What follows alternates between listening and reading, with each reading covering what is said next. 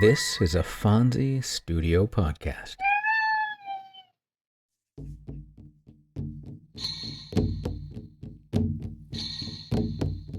Welcome to Tales from the First Nations. I'm Jay Idle, and every week I'll share with you a tale and ancient wisdom of the native tribes of North America. I'll be joined by my cats, Dawa and Fonzie, who will undoubtedly make their presence known at some point, so I might as well just list them as co-hosts. We hope you'll enjoy the tales and wisdom, raise your vibration, and enrich your life with us every week. Welcome, friends. Welcome to the 78th episode of Tales from the First Nations. I'm your host, Jay Idle. I just got a new chair, and I like it.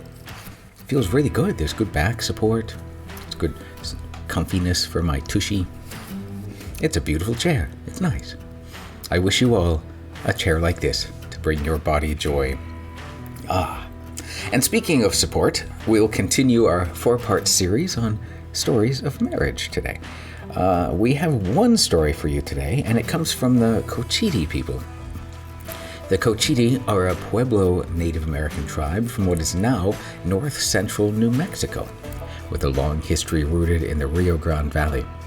Their homeland is along the Rio Grande, about 35 miles southwest of Santa Fe, New Mexico. They lived in this region for over 1,000 years, making them one of the oldest continuously inhabited communities of North America. So that's pretty cool. And this is their story, The Industrious Daughter Who Would Not Marry.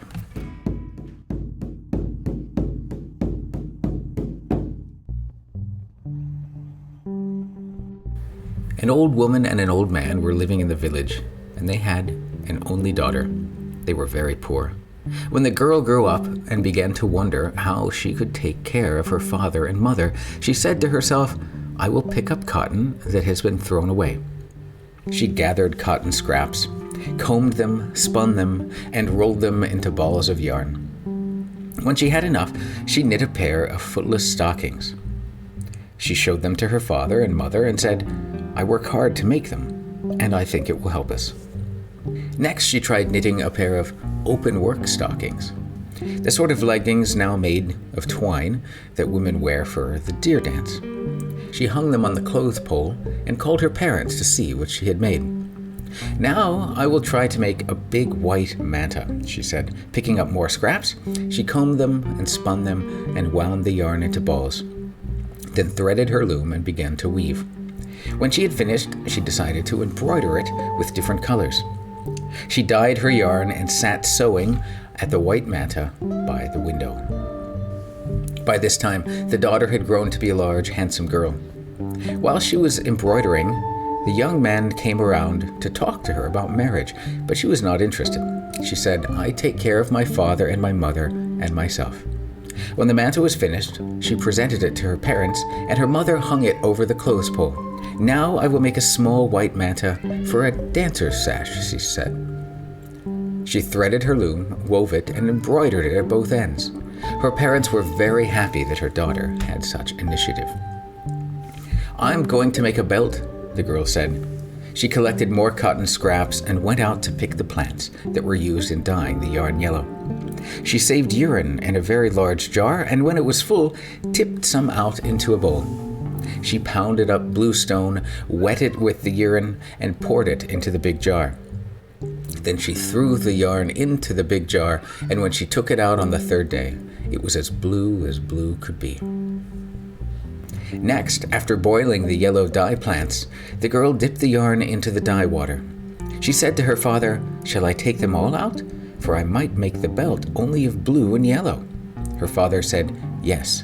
When you take the yarn out, hang it over a rafter end, and in the lower loops, put the rubbing stone so that the yarn will dye straight.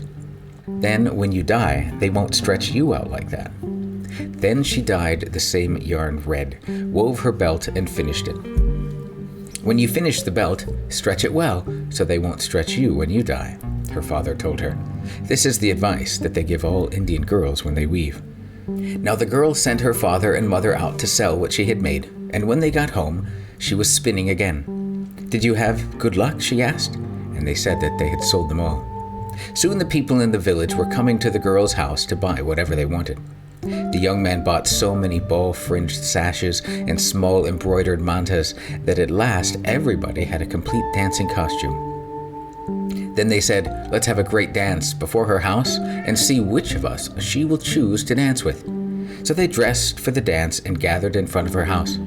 She was sitting in the doorway embroidering a white manta when they began to dance. But she said, "Why do you think I am the only girl in the village? You are all calling me." She didn't even lift her head as the dance ended and they left. She finished embroidering the manta and gave it to her mother, who hung it over the pole.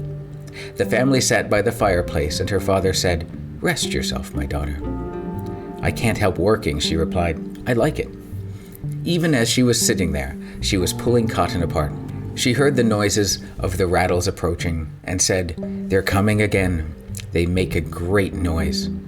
It was the rainbow dance, and she didn't watch. Some of the dancers came to the house and said, "We're surprised that you don't even care to look up when we dance." They went home, but she kept working. Next day, the young men began to come and ask her to marry them. Each brought a large manta and a small manta and a belt, but she refused them all. "Thank you, but I can make those myself," she said. "I know how to make whatever I want."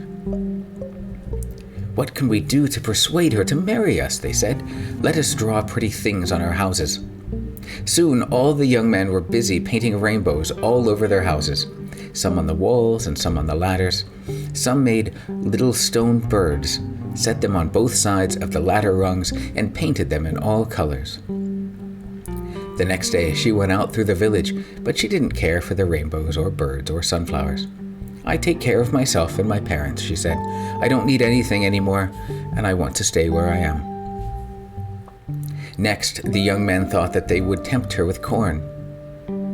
On top of their roofs, they made piles of all the different colored ears: blue, white, red, dark red, yellow, and many others.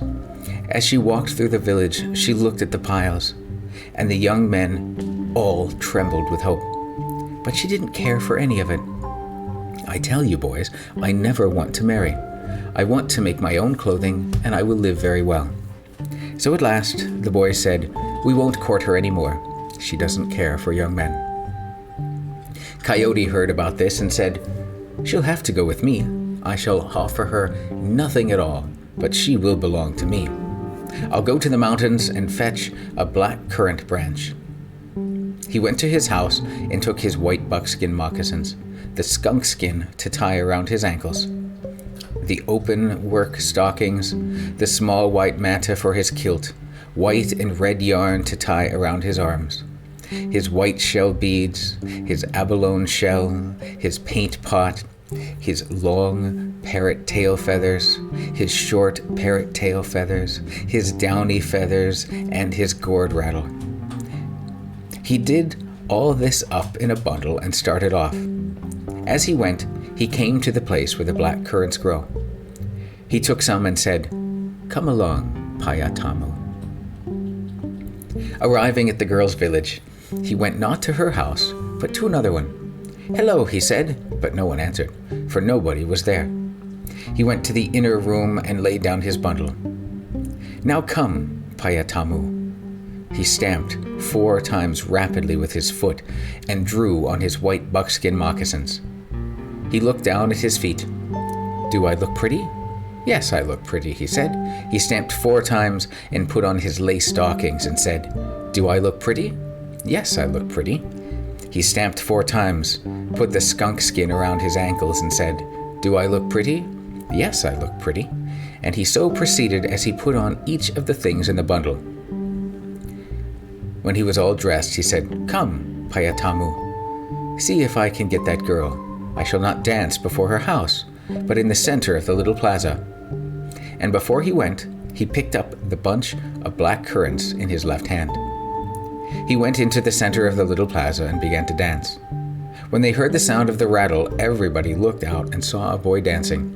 Hearing somebody singing, the girl threw down the white manta she was embroidering and went out. "What a fine-looking boy," she said. "I've never seen him before. I wonder who he is."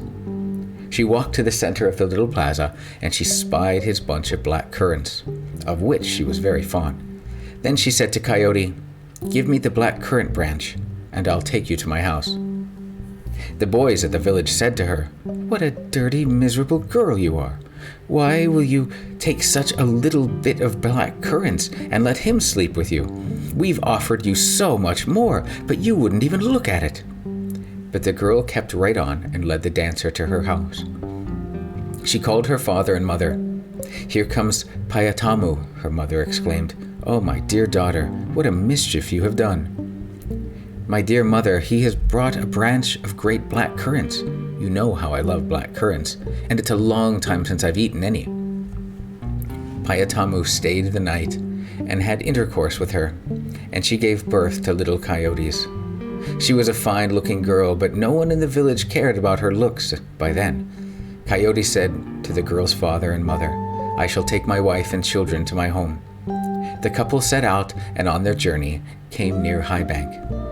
There was a big hole in the ground, and Coyote said, "Let me go in first."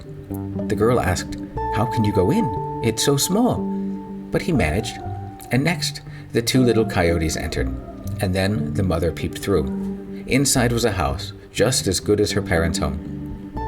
Coyote had as many mantas and embroidered mantas and open-work stockings and belts as she had.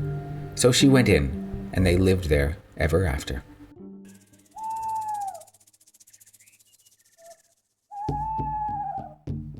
It is interesting that after refusing so much, she settled for so little.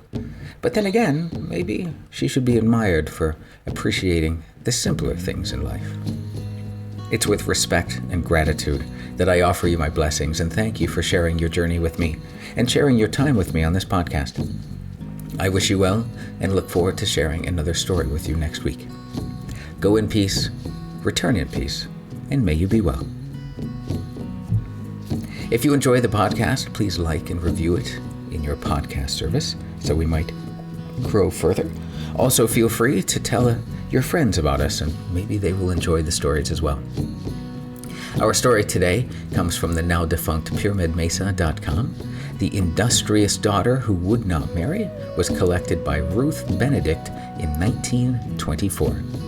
For more great stories and legends, join me next week for another story here on Tales from the First Nations. I'm your host, Jay Idle, and I'll see you next time. Music is provided by my dear friend Scott Brocklesby, and our podcast Image of the Moon was provided by Mark Lawton. We will see you next time. All right, that's it. How'd we do, Dawa? Phones? Excellent. Then I'll share it.